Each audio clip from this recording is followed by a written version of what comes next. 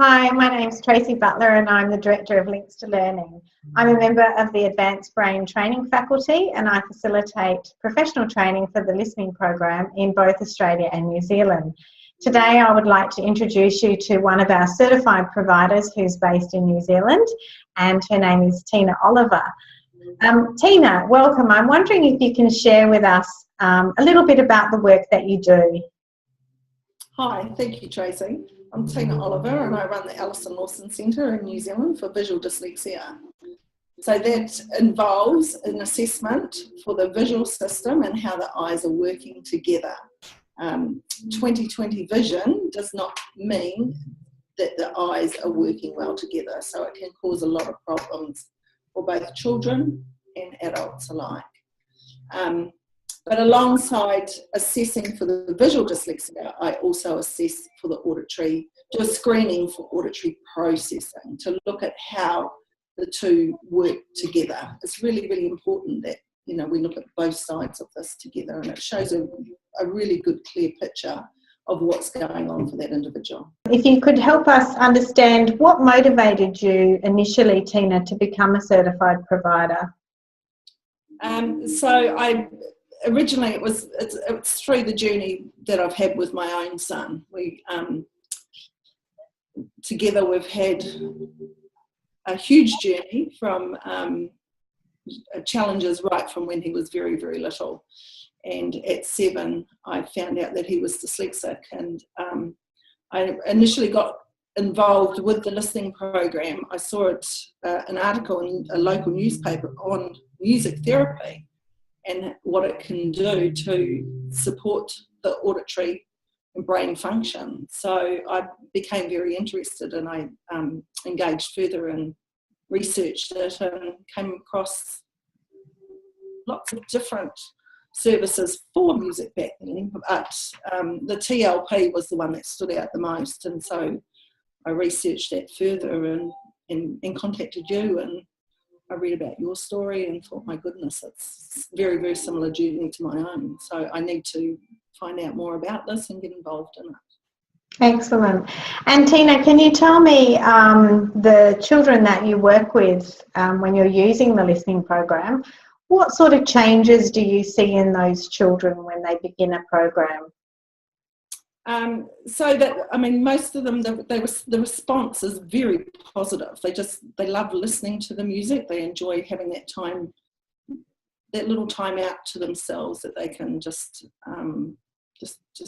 chill out from life itself and just enjoy that initial listening. So parents will tell me that their interaction is a lot clearer with the child.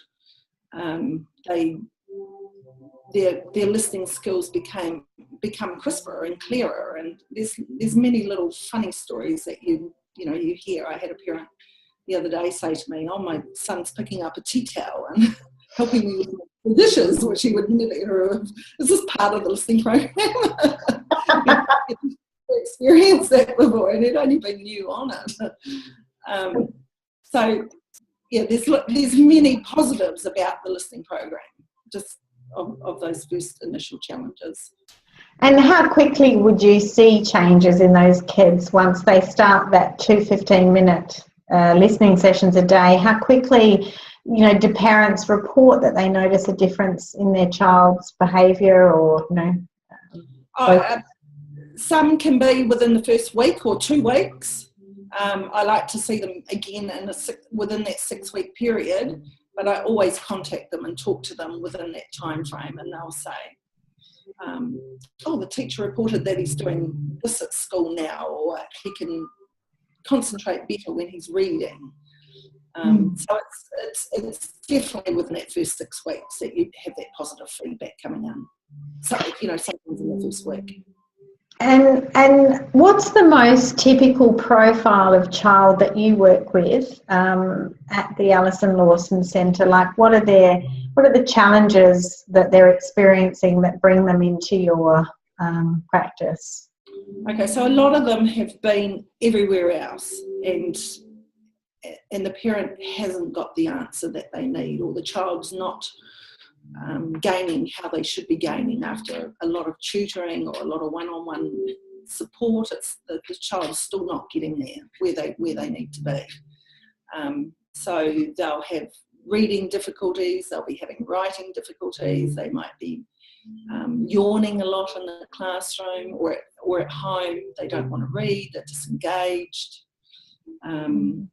They're just not picking up like perhaps a brother or a sister or somebody else in the family or a friend.